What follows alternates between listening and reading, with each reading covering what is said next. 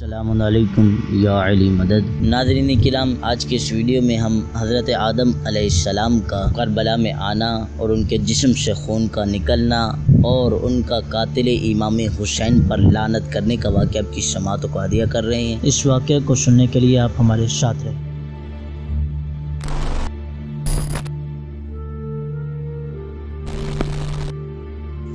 ناظرین کرام، ہمارے چینل جالک کے سیگمنٹ میں ہم معتبر واقعات بیان کرتے ہیں جنہیں آپ مجالس و محافل میں بھی پڑھ سکتے ہیں یا ویسے بھی سن کر لطف اندوز ہو سکتے ہیں۔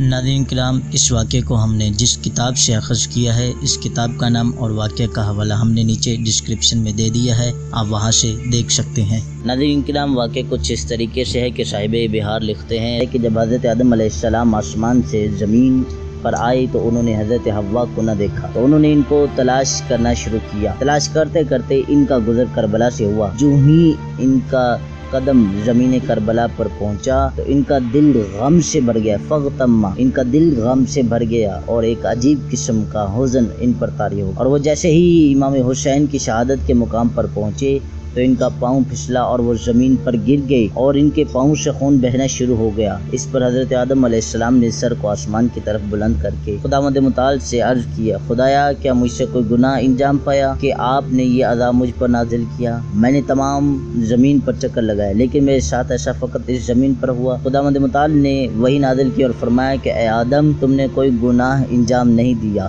لیکن تمہارا بیٹا امام حسین اسی سرزمین پر ظلم و ستم کے ساتھ قتل کیا جائے۔ تیرا یہ خون اس کی خون کی یاد میں جاری ہوا ہے۔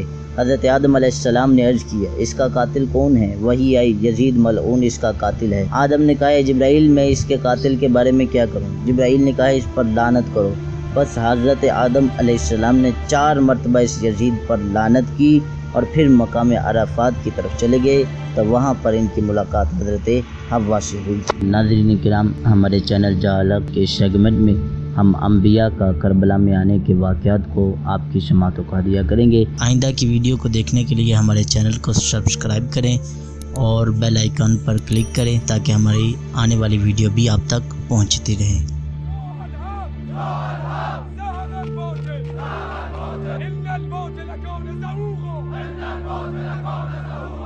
الموت لكون زهوق